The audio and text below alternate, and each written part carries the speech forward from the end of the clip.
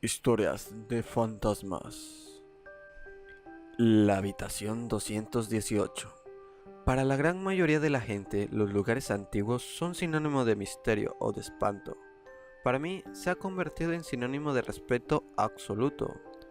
Durante demasiado tiempo, yo compartí esas creencias. Recuerdo que de niño retaba a mis amigos a entrar a casas abandonadas, e incluso solíamos juntarnos en edificios antiguos y abandonados para poner nuestras maldades. Es más, de vez en cuando asustábamos a los niños nuevos que entraban a nuestra bandita, pero nunca nos sucedió nada extraño. Lo más curioso y extraño es que por ese entonces nosotros inventábamos nuestras propias historias y los demás niños se la creían a capa y espada.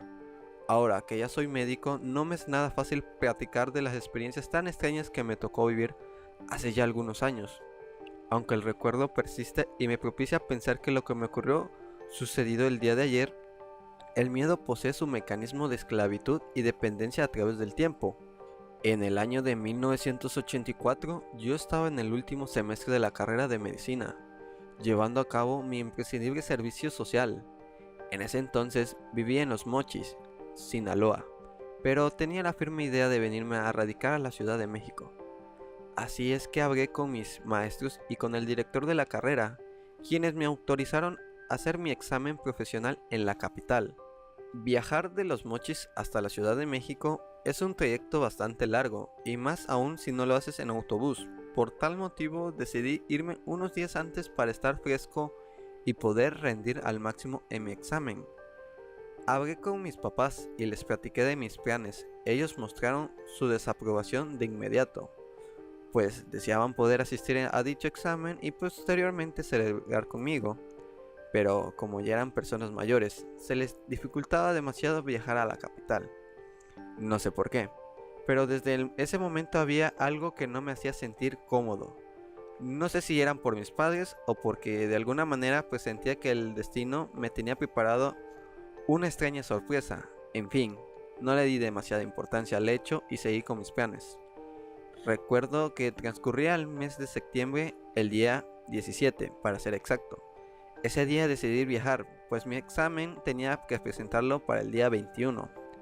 Como son casi 20 horas de cansado camino, deseaba poder descansar y tener por lo menos 2 días para prepararme y conocer un poco la Ciudad de México. Como lo supe, el viaje fue bastante tedioso y cansado, sobre todo porque nunca he podido dormir en los camiones y la verdad ansiaba poder darme un buen baño y dormir a mis anchas a costa en una cama confortable y limpia. Llegué a la estación de camiones de la capital como a la 1:30 de la mañana y tomé un taxi que me llevó a un hotel que estaba a escasas 4 cuadras de la Alameda, en el centro de la ciudad, y digo estaba, pues al parecer desapareció con el terrible y devastador terremoto del 1985. Llegué al hotel y me registré en el mostrador. En verdad, estaba muy pero muy cansado. Sin embargo, recuerdo que el encargado me entregó la llave y me dijo que el restaurante abría a las 8 de la mañana. Le di las gracias y me subí a dormir. Un detalle que me llamó mucho la atención y de hecho se me quedó muy grabado fue que el número de la habitación que me asignaron era la 220. Y en ese justo momento vi mi reloj y marcaba las 2 horas con 20 minutos. Cansado y con enormes deseos de dormir plácidamente, solo sonreí y entré al cuarto. Mientras me lavaba los dientes y me quitaba la ropa, pensé en dar un repaso a mis apuntes, pero era tanto mi cansancio que caí rendido. Al día siguiente, ya descansado y lleno de energía, me levanté casi a las 11 de la mañana y salí a pasear un rato. Caminé por la Alameda y entre el Palacio de Bellas Artes, me fui hasta la calle de la República del Salvador y compré una radio, ya que en mi habitación no había televisión, ni música ni nada. No dejé pasar la oportunidad y entré a la Torre Latinoamericana para subirme hasta el mirador que está ubicado en el último piso. Después compré una revista en el famoso Sambor de los Azulejos y luego entré a una librería que está justo enfrente, pues necesitaba un libro de anatomía. Quería estudiar un rato por la tarde. Por cierto, ese día me fui a comer al Hotel Regis. Todo marchaba a las mil maravillas. Como a eso de las 6 de la tarde regresé a mi habitación y me di un buen regaderazo. Me puse unos pants, una playera y me recosté para estudiar un poco. Cuando me di cuenta ya había oscurecido. Dejé mis libros a un lado y me senté cerca de la ventana para poder observar la calle. Resulta demasiado extraño el contraste tan grande que podía ver.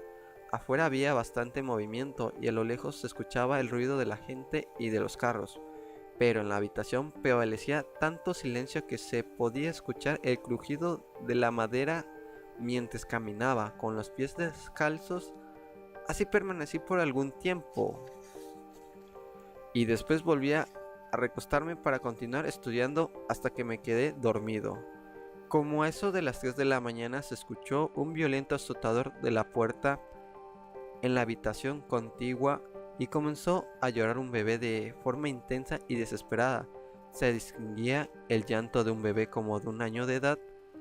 Traté de no hacer caso y de volver a conciliar el sueño, pero en verdad la situación y el ruido persistente era desesperante. Nunca he sentido ningún tipo de aversión por los niños ni por su llanto, pero en ese momento lo que más deseaba era silencio para poder volver a dormir, ya que el siguiente día era muy importante para mí. Al poco rato escuché la voz de una mujer que le gritaba al bebé tratando de callarlo. El tono de su voz era muy agresivo, era irascible. Me empezó a preocupar cuando se oyeron golpes muy fuertes en la pared y en los muebles. Con el ruido, los gritos del bebé eran más agudos y fuertes. No aguanté más y me levanté a ver qué era lo que sucedía en verdad. Toqué en cierta brusquedad la puerta de la habitación de al lado. Me abrió una mujer como de unos 35 años. En su cara se podía percibir mucha desesperación, pero más que eso, se notaba un sincero y enloquecido enojo, un desmedido coraje y rabia. Le comenté que yo era médico y que si le podía ayudar en algo me ponía a sus órdenes. Ella, fatigada y un poco impotente, me contestó que no sabía qué hacer, pues el bebé no dejaba de llorar. Me pasó a la habitación y encima la cama pude ver a un niño como de 1 año de edad ardiendo en temperatura. Le pregunté si le había dado algo, pues definitivamente el pequeño estaba muy enfermo. Ella me contestó que no, que de hecho apenas hacía un rato se había puesto así, a llorar desesperadamente. Antes de salir de esa habitación y dirigirme a la mía, agarré un par de aspirinas que traía en mi maleta, las desmoroné y se la di al niño a cucharadas. Con un poco de agua caliente, lo cargué y lo arrullé, meciéndolo mientras la medicina le hacía efecto. Mientras se iba quedando dormido, se sentía perfectamente en mi pecho sus débiles hoyos. La madre, suponía yo que lo era, solo me veía sin decir nada. Le comenté que yo tenía mi examen profesional al mediodía y que cuando regresara al hotel la podía acompañar para que un médico revisara al pequeñito. Ella no me contestó nada, únicamente nos veía al niño y a mí con la mirada bastante perdida y distante. Cuando por fin se quedó dormido, lo volví a acostar en la cama con cuidado, temiendo que se despertara y continuara con su llanto. La mujer me dio las gracias y acto seguido me fui a mi habitación. Al día siguiente me fui al examen. Este duró poco más de 3 horas, como a eso de las 2 de la tarde. Regresé al hotel, venía muy contento, pues gracias a Dios y a mi disciplina me había ido bastante bien. Cuando llegué a la recepción para pedir mi llave, le pregunté al encargado que cómo seguía el bebé de la habitación 218. Él me miró y me preguntó, ¿la 218? Yo le contesté que sí, la 218, y le platiqué todo lo que había sucedido la noche anterior.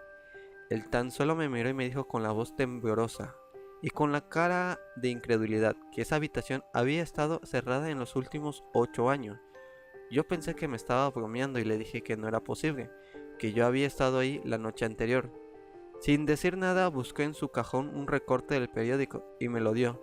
Tenía fecha del 21 de septiembre de 1976 y venía la fotografía de una señora con un bebé, los mismos que había conocido anoche. Me extrañó mucho la situación, no sabía qué pensar, todo era muy confuso. La nota decía que la noche del 20 de septiembre de 1976, una mujer de nombre Artemia Domínguez, en un ataque de histeria, agarró a su hijo y le estrelló varias veces contra la pared hasta destrozarle el cráneo. Al terminar de leer esto me quedé helado y le comenté que no era posible, que yo había estado en la habitación 218 ayer por la noche. Para demostrarle que yo estaba en un error, el encargado agarró un manojo de llaves que tenía debajo del mostrador. Subimos a la habitación, abrió la puerta y sentí un escalofrío espantoso al ver que todos los muebles estaban tapados con sábanas. Se podía percibir un horrible olor a humedad y abandono. Me quedé atónito. No era posible lo que estaba viendo. No era posible en absoluto. Hacía apenas unas cuantas horas que yo había estado ahí, con la mujer y con el bebé.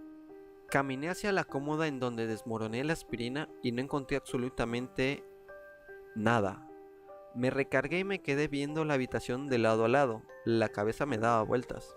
Perdí por completo el sentido de ubicación. No sabía qué pasaba con exactitud.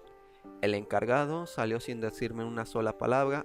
Abatido y perplejo, me senté en la cama y volteé hacia la pared que separaba la habitación 220, la habitación donde me estaba quedando. Había una sección de la pared en la habitación 218 en la cual se veía la pintura deslavada y escurrida, seguramente donde limpiaron la sangre de la cabecita del bebé, pensé. En ese momento sentí muchas náuseas y corrí al baño. Me recargué en la pared para vomitar y descubrí dentro del bote de la basura la envoltura de las aspirinas que le había dado al bebé la noche anterior. La noche de anoche, esta pesadilla era real, no la había soñado. Bajé corriendo las escaleras y le pregunté al encargado qué era lo que había pasado con la mujer. Me contestó que desde la noche del asesinato la habían detenido y que estaba presa en el reclusorio norte. Sin pensarlo más, tomé un taxi y le pedí al chofer que me llevara allá, pues no podía comprender lo que estaba pasando. Todo era una locura inexplicable. Como pude, entré al reclusorio y pregunté por una interna de nombre Artemia Domínguez. Me preguntaron si era pariente o solo conocida mía. Solo se me ocurrió contestar que era una amiga de la familia. El oficial que estaba atendiéndome me miró muy extrañado y me dijo que era la primera visita que recibía la matriciada en los 8 años que llevaba detenida. Con ojos penetrantes e incrédulos me barrió de arriba abajo y con una actitud más despostada y prepotente me solicitó que pasara a la oficina del encargado en turno. Cuando entré a la oficina me presenté de la misma manera y la persona que me estaba atendiendo me dijo que le daba mucha pena y que lo sentía mucho, pero la mujer por la que preguntaba se había suicidado 2 días antes.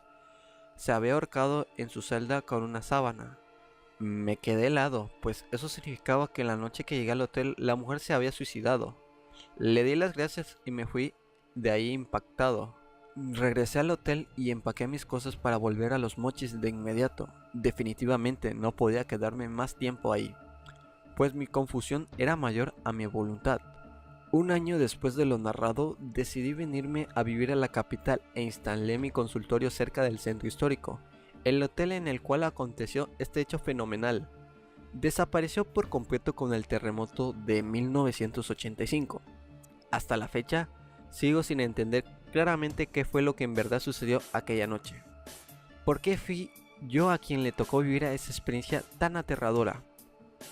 ¿Puedo preguntarle por qué sepultó a la difunta doctor? No sé. Bueno, mire, don Vicente, a usted se lo voy a confesar claramente.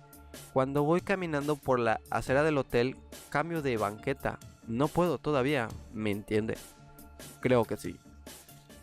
No sé si me da miedo, pero siento que voy a encontrármela por ahí con su hijo en brazos.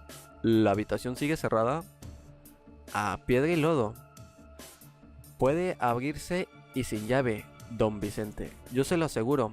No quiero volver a caer en esa tentación. Me basta vivir con un niño que juega a cambiar mis medicinas del lugar.